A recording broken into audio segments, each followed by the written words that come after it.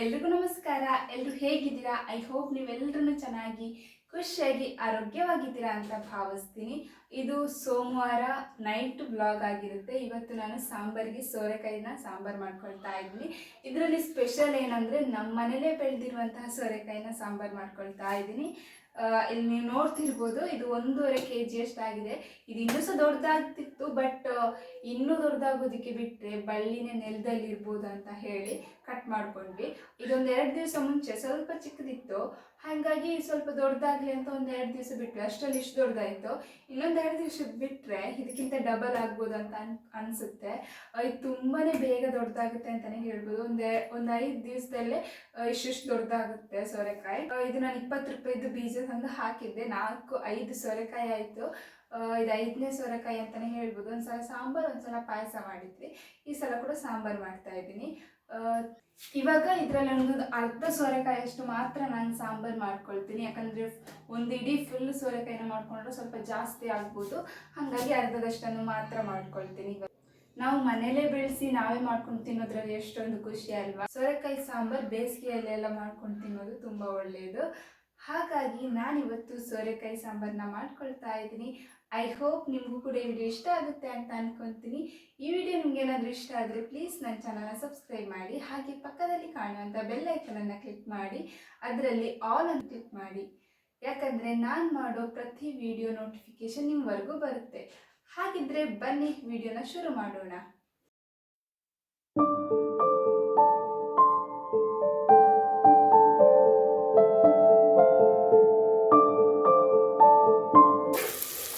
ಸೋರೆಕಾಯಿ ಸಾಂಬಾರು ನಿಮ್ಗೆ ಇಷ್ಟ ಆಗ್ತಿಲ್ಲ ಅಂದರೆ ಈ ಥರ ಒಂದು ಸಲ ಟ್ರೈ ಮಾಡಿ. ಬೆಳ್ಳುಳ್ಳಿ ಮತ್ತು ಈರುಳ್ಳಿನ ಹಾಕ್ಕೊಂಡಿದ್ದೀನಿ. ನಿಮಗೆ ಇಷ್ಟ ಇದ್ದರೆ ಶುಂಠಿ ಕೂಡ ಹಾಕ್ಕೊಳ್ಬೋದು. ನಾನು ಬೆಳ್ಳುಳ್ಳಿ ಮತ್ತು ಈರುಳ್ಳಿನ ಕಟ್ ಮಾಡ್ಕೊಂಡು ಹಾಕ್ಕೊಂಡಿದ್ದೀನಿ. ಒಂದು ಟೊಮೆಟೊನ ಹಾಕ್ಕೊಳ್ತಾ ಇದ್ದೀನಿ. ಈ ಥರ ಮಾಡಿದ್ರೆ ಟೇಸ್ಟ್ ಸ್ವಲ್ಪ ಚೆನ್ನಾಗಿ ಬರುತ್ತೆ ಅಂತ ಅಷ್ಟೇ. ಖಾಲಿ ಸಿಂಪಲ್ಲಾಗಿ ಸೋರೆಕಾಯಿನ ಮಾಡಿಕೊಂಡ್ರೆ ಅಷ್ಟು ಟೇಸ್ಟ್ ಚೆನ್ನಾಗಿ ಬರಲ್ಲ ಅಂತ ಆದರೆ ಈ ಥರ ಒಂದು ಸಲ ಟ್ರೈ ಮಾಡಿ, ತುಂಬಾ ಚೆನ್ನಾಗಿ ಬರುತ್ತೆ. ಸ್ವಲ್ಪ ಚೆನ್ನಾಗಿ ಫ್ರೈ ಮಾಡ್ಕೋಬೇಕು.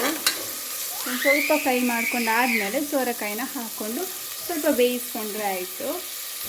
ಇವಾಗ ನಾನು ಇದಕ್ಕೆ ಕಟ್ ಮಾಡ್ಕೊಂಡಿರುವಂಥ ಸೋರೆಕಾಯಿನ ಹಾಕ್ಕೊಳ್ತಾ ಇದ್ದೀನಿ. ಇಲ್ಲಿ ನೋಡ್ಬೋದು, ಮುಕ್ಕಾಲ್ವಾಸಿ ಸೋರೆಕಾಯಲ್ಲಿ ಇಷ್ಟು ಫುಲ್ಲಾಗಿದೆ. ಕಾಲ್ವಾಸಿ ಸೋರೆಕಾಯಿ ಮಾಡಲಿಲ್ಲ, ಇನ್ನು ಹಾಗೆ ಇದೆ. ಇದಾದರೆ ಬೆಂದಾಗುವಾಗ ಸ್ವಲ್ಪ ಸಾಫ್ಟ್ ಆಗುತ್ತೆ, ಸ್ವಲ್ಪ ಕಮ್ಮಿ ಆಗುತ್ತೆ. ಇವಾಗ ಇದರಲ್ಲಿ ಫುಲ್ ಆಗಿದೆ.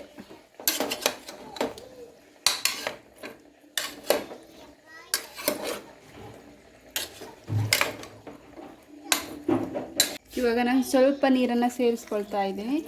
ಜಾಸ್ತಿ ನೀರು ಹಾಕ್ಕೊಂಡ್ರೆ ಸೋರೆಕಾಯಲ್ಲಿ ಸ್ವಲ್ಪ ನೀರು ಬಿಟ್ಕೊಳುತ್ತೆ, ಅದು ನೀರಾಗುತ್ತೆ ಅಷ್ಟೇ. ಹಾಗಾಗಿ ಸ್ವಲ್ಪ ನೀರನ್ನು ಹಾಕ್ಕೊಂಡು ಇವಾಗ ಬೇಯಿಸ್ಕೊಳ್ಳೋಣ. ಮತ್ತು ಬೇಕಂತಂದರೆ ನೀರನ್ನು ಹಾಕ್ಕೊಂಡ್ರೆ ಆಯಿತು.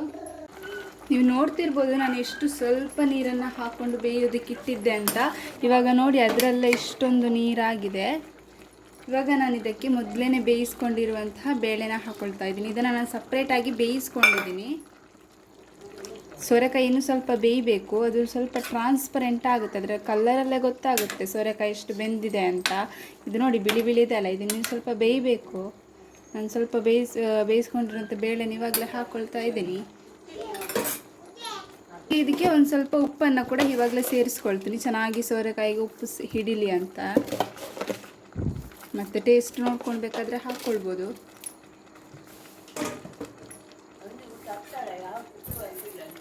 ಸ್ವಲ್ಪ ಬೇಯಲಿ, ಮತ್ತು ನಾವು ರುಬ್ಬಿಕೊಂಡಿರುವಂತಹ ಮಸಾಲೆನ ಹಾಕಿ ಮಿಕ್ಸ್ ಮಾಡಿಕೊಂಡು ಕುದಿಸಿದ್ರೆ ನಮ್ಮ ಸೋರೆಕಾಯಿ ಸಾಂಬಾರು ರೆಡಿ ಆಗುತ್ತೆ.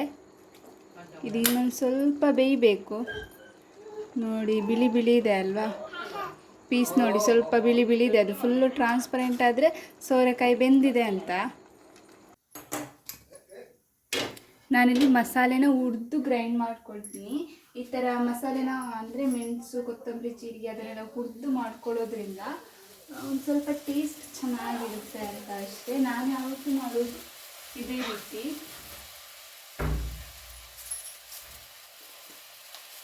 ಒಂದು ಪಾತ್ರೆ ಇಟ್ಕೊಂಡಿದ್ದೀನಿ. ಒಂದು ಸ್ವಲ್ಪ ಬಿಸಿ ಆದಮೇಲೆ ಸ್ವಲ್ಪ ಎಣ್ಣೆನ ಹಾಕ್ಕೊಳ್ತೀನಿ. ಇದು ಮಸಾಲೆ ಹುರ್ಕೊಳ್ಳೋದಕ್ಕೆ ಅಷ್ಟೇ. ಈಗ ನೋಡ್ಬೋದು 9 ಬ್ಯಾಡಗಿ ಮೆಣಸನ್ನು ತಗೊಂಡಿದ್ದೀನಿ. ಇದನ್ನು ಒಂದು ಸ್ವಲ್ಪ ಫಸ್ಟಿಗೆ ಫ್ರೈ ಮಾಡಿಕೊಳ್ಳುವ.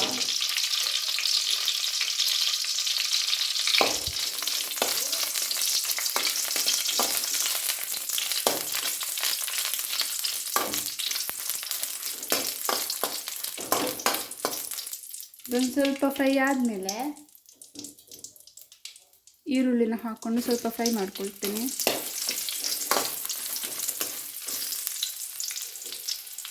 ಒಂದೆರಡು ಸಲಷ್ಟು ಬೆಳ್ಳುಳ್ಳಿ. ನಾನು ಸೋರೆಕಾಯಿನ ತೋರಿಸಿದ್ನಲ್ಲ, ಅದರಲ್ಲಿ ಒಂದು ಅರ್ಧದಷ್ಟು ಸೋರೆಕಾಯಿನ ಮಾತ್ರ ಮಾಡ್ಕೊಳ್ತಾ ಇದ್ದೀನಿ. ಫುಲ್ ಒಂದು ಇಡೀ ಸೋರೆಕಾಯಿನ ಮಾಡಿಕೊಂಡ್ರೆ ಸ್ವಲ್ಪ ಜಾಸ್ತಿ ಆಗ್ಬೋದು, ಹಾಗಾಗಿ ಒಂದು ಸ್ವಲ್ಪ ಅರ್ಧದಷ್ಟು ಮಾತ್ರ ಮಾಡ್ಕೊಳ್ತಾ ಇದ್ದೀನಿ. ಇಲ್ಲಿ ನೋಡಿ, ಇದು ಕಡಲೆಬೇಳೆ, 1 ಸ್ಪೂನಷ್ಟು ಕೊತ್ತಂಬರಿ, ಹಾಗೆ ಒಂದು 3/4 ಸ್ಪೂನಷ್ಟು ಜೀರಿಗೆನ ತಗೊಂಡಿದ್ದೀನಿ. ಇದನ್ನು ಲಾಸ್ಟಲ್ಲಿ ಹುರ್ಕೊಳ್ಬೇಕು, ಇಲ್ಲಾಂದರೆ ಸಿಡಿದೋಗ್ಬಿಡುತ್ತೆ. ನಾನು ಸ್ವಲ್ಪ ಕಾಯಿ ಜಾಸ್ತಿ ಹಾಕ್ಕೊಂಡು ಮಾಡ್ಕೊಳ್ತಾ ಇದ್ದೀನಿ. ಕಾಯಿ ಜಾಸ್ತಿ ಹಾಕ್ಕೊಂಡು ಮಾಡಿಕೊಂಡ್ರೆ ತರಕಾರಿ ಸಾಂಬಾರು ಸ್ವಲ್ಪ ಟೇಸ್ಟ್ ಚೆನ್ನಾಗಿ ಬರುತ್ತೆ. ಹಾಗೆ ಒಂದು ಸ್ವಲ್ಪ ಹುಣಸೆ ಹುಳಿನ ತೊಗೊಂಡಿದ್ದೀನಿ. ಇದನ್ನು ಲಾಸ್ಟಲ್ಲಿ ಮಿಕ್ಸಿ ಮಾಡ್ಕೊಳ್ಳುವಾಗ ಹಾಕ್ಕೊಂಡ್ರೆ ಆಯಿತು. ಈಗಲೇ ಹಾಕ್ಕೊಂಡ್ರೆ ಅದು ಪಾತ್ರೆಗೆ ಹಿಡ್ಕೊಂಡಿರುತ್ತೆ. ಹಾಗೆ ಇಲ್ಲಿ ನೋಡಿ,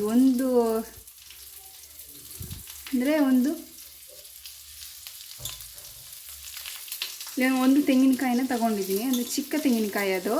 ನೀವು ಸ್ವಲ್ಪ ದೊಡ್ಡದಾದರೆ ಅರ್ಧ ಗಡಿಯಷ್ಟು ಸಾಕು, ಚಿಕ್ಕ ತೆಂಗಿನಕಾಯಿ. ಹಾಗಾಗಿ ಒಂದು ಫುಲ್ ತೆಂಗಿನಕಾಯಿ ತೊಗೊಂಡಿದ್ದೀನಿ ನಾನು. ಈ ಥರ ಸಾಂಬಾರಲ್ಲಿ ನನಗೆ ಕಾಯಿ ಜಾಸ್ತಿ ಹಾಕಿ ಮಾಡಿದರೆ ತುಂಬಾ ಇಷ್ಟ ಆಗುತ್ತೆ. ಹಾಗಾಗಿ ನಾವು ತರಕಾರಿ ಸಾಂಬಾರೆಲ್ಲ ಜಾಸ್ತಿ ಕಾಯಿ ಹಾಕಿನೇ ಮಾಡೋದು. ಹಾಗೆ ಇದರಲ್ಲಿ ಚೆನ್ನಾಗಿ ಈ ಥರ ಹುರ್ಕೊಂಡು ಮಾಡಿದ್ರೆ ಟೇಸ್ಟ್ ತುಂಬ ಚೆನ್ನಾಗಿ ಬರುತ್ತೆ. ನಾನು ಇದಕ್ಕೆ ಬೇಳೆನ ಹಾಕ್ಕೊಳ್ತೀನಿ, ಬಟ್ ಬೇಳೆನ ಸಪ್ರೇಟಾಗಿ ಬೇಯಿಸಿ ಹಾಕ್ಕೊಳ್ತೀನಿ.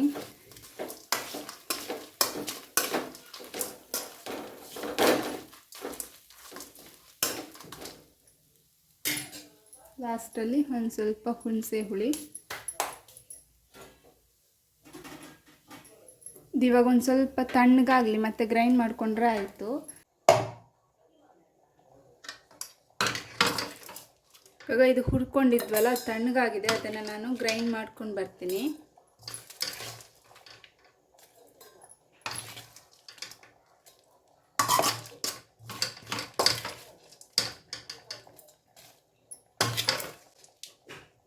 ತರಕಾರಿಗೆ ಸಾಂಬಾರಿಗೆ ಈ ಥರ ಮೆಣಸು ಸ್ವಲ್ಪ ಹಾಕಿ ಕಾಯಿ ಜಾಸ್ತಿ ಹಾಕಿ ಮಾಡಿದರೆ ತುಂಬ ಟೇಸ್ಟಿಯಾಗಿ ಬರುತ್ತೆ.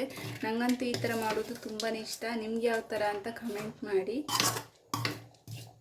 ನಿಮಗೆ ಮೆಣಸು ಜಾಸ್ತಿ ಹಾಕಿ ಮಾಡೋದು ಇಷ್ಟನಾ, ಅಥವಾ ಈ ಥರ ಕೆಲವೊಂದು ಸಾಂಬಾರಿಗೆ ಈ ಥರ ಮೆಣಸು ಸ್ವಲ್ಪ ಹಾಕಿದ್ರೆ ಚೆನ್ನಾಗಿರುತ್ತೆ. ಇನ್ನು ಕೆಲವೊಂದು ಸ್ವಲ್ಪ ಖಾರ ಮಾಡಿದ್ರೇ ಚೆನ್ನಾಗಿರುತ್ತೆ. ಯಾವ ತರಕಾರಿ ಅದ್ರ ಮೇಲೆ ಡಿಪೆಂಡ್ ಅಂತಲೇ ಹೇಳ್ಬೋದು. ಸೋರೆಕಾಯಿನ ನಾನು ಈ ಥರನೇ ಸ್ವಲ್ಪ ಕಾಯಿ ಜಾಸ್ತಿ ಹಾಕಿನೇ ಮಾಡ್ಕೊಳ್ಳೋದು.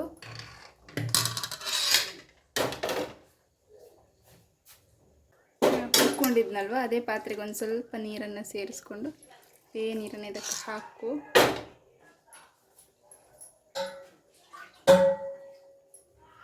ಸ್ವಲ್ಪ ನೀರನ್ನು ಹಾಕಿ ಒಂದು ಸ್ವಲ್ಪ ಗಟ್ಟಿನಾಗಿ ರುಬ್ಕೊಳ್ತೀನಿ. ಇದನ್ನು ಗ್ರೈಂಡ್ ಮಾಡ್ಕೊಂಡು ಬರ್ತೀನಿ. ಇವಾಗ ನೋಡಿ, ಇದು ಚೆನ್ನಾಗಿ ಬೆಂದಿದೆ. ಇಲ್ಲಿ ನೋಡಿ, ನಾನು ಎಷ್ಟು ಸ್ವಲ್ಪ ನೀರನ್ನು ಇಟ್ಟಿದ್ದಿದೆ, ಎಷ್ಟು ನೀರಾಗಿದೆ ಅಂತ. ಇಲ್ಲಿವರೆಗಿತ್ತು ಸೋರೆಕಾಯಿ, ಈಗ ಇಷ್ಟ ಆಗಿದೆ. ನೀರು ಚೆನ್ನಾಗಿ ಬಿಟ್ಕೊಳ್ತದೆ. ಅದಕ್ಕೆ ಸ್ವಲ್ಪ ಬೇಯಿಸುವಾಗ ಸ್ವಲ್ಪ ಮಾತ್ರ ನೀರನ್ನು ಸೇರಿಸ್ಕೊಳ್ಬೇಕು. ಹಾಗೆ ನಾನು ರುಬ್ಕೊಳ್ಳೋದು ಕೂಡ ಸ್ವಲ್ಪ ಗಟ್ಟಿಯಾಗಿ ರುಬ್ಕೊಂಡಿದ್ದೀನಿ. ಇಲ್ಲಾದರೆ ಸಾಂಬಾರು ನೀರಾಗುತ್ತೆ. ಜಾಸ್ತಿ ನೀರು ಹಾಕ್ಕೊಂಡು ಬೇಯಿಸಿ ಹಾಗೆ ಜಾಸ್ತಿ ನೀರು ಹಾಕ್ಕೊಂಡು ರುಬ್ಕೊಂಡ್ರೆ ಸೋರೆಕಾಯಿ ಸಾಂಬಾರು ನೀರಾಗುತ್ತೆ. ಹಾಗಾಗಿ ರುಬ್ಕೊಳ್ಳುವಾಗ ಕೂಡ ಸ್ವಲ್ಪ ನೀರನ್ನು ಹಾಕ್ಕೊಳ್ಬೇಕು. ಬೇಯಿಸ್ಕೊಳ್ಳುವಾಗ ಸಹ ಸ್ವಲ್ಪ ನೀರನ್ನು ಹಾಕ್ಕೊಳ್ಬೇಕು. ಹಾಗಾದರೆ ಸ್ವಲ್ಪ ಗಟ್ಟಿ ಬರುತ್ತೆ ಸಾಂಬಾರು. ಇಲ್ಲಾಂದರೆ ನೀರಾಗುತ್ತೆ ಅಷ್ಟೇ. ಇದು ಸಹ ನೋಡಿ, ಇಷ್ಟು ಗಟ್ಟಿಯಾಗಿ ರುಬ್ಕೊಂಡಿದೆ, ಇಷ್ಟು ನೀರಾಗಿದೆ ಈಗ ಸಾಂಬಾರು. ಇದನ್ನು ಚೆನ್ನಾಗಿ ಕುದಿಸ್ಬೇಕು. ಕುದ್ರೆ ತುಂಬ ಚೆನ್ನಾಗಿ ಬರುತ್ತೆ. ಸ್ವಲ್ಪ ನೀರನ್ನು ಹಾಕ್ಕೊಂಡು ಅದನ್ನು ಕೂಡ ಸೇರಿಸ್ಕೊಳ್ತೀನಿ. ಜಾಸ್ತಿ ನೀರು ಹಾಕ್ಕೊಳ್ಳೋದಿಲ್ಲ, ನೀರಾಗುತ್ತೆ ಸಾರು. ಇನ್ನು ಚೆನ್ನಾಗಿ ಕುದಿಸ್ಕೊಂಡ್ರೆ ನಮ್ಮ ಸೋರೆಕಾಯಿ ಸಾಂಬಾರು ರೆಡಿ ಆಗುತ್ತೆ. ಒಗ್ಗರಣೆ ಹಾಕ್ಕೊಂಡ್ರೆ ಇನ್ನೂ ಚೆನ್ನಾಗಿರುತ್ತೆ. ಇಲ್ಲಿ ನೋಡ್ಬೋದು, ಇವಾಗ ಚೆನ್ನಾಗಿ ಸಾಂಬಾರು ಕುದ್ದಿದೆ. ಇದಕ್ಕೆ ನಾನು ಫೈನಲ್ ಆಗಿ ಒಂದು ಒಗ್ಗರಣೆ ಕೊಟ್ಟರೆ ನಮ್ಮ ರುಚಿಯಾಗಿರುವಂತಹ ಸೋರೆಕಾಯಿ ಸಾಂಬಾರು ರೆಡಿ ಆಗುತ್ತೆ. ಆಗಿದೆ ನೋಡಿ. ಈ ಥರ ನಮ್ಮ ಸೋರೆಕಾಯಿ ಪೀಸ್ ಅಂದರೆ ನನ್ನ ಮಕ್ಕಳಿಗೆ ತುಂಬ ಇಷ್ಟ. ಬರೀ ಸೋರೆಕಾಯಿಯನ್ನೇ ಬೇಕಾದರೆ ತಿಂತಾರೆ, ಅಷ್ಟೊಂದು ಇಷ್ಟ ಈ ಸೋರೆಕಾಯಿ ಅಂದರೆ. ಇದಕ್ಕೊಂದು ಫೈನಲ್ ಆಗಿ ಒಂದು ಒಗ್ಗರಣೆನ ಕೊಟ್ಕೊಳ್ಳುವ. ಇವಾಗ ನಾನು ಒಗ್ಗರಣೆ ಕೊಟ್ಕೊಳ್ತಾ ಇದ್ದೀನಿ. ಆಗಿರುವಂಥ ಸಾಂಬಾರು ರೆಡಿ ಆಯಿತು.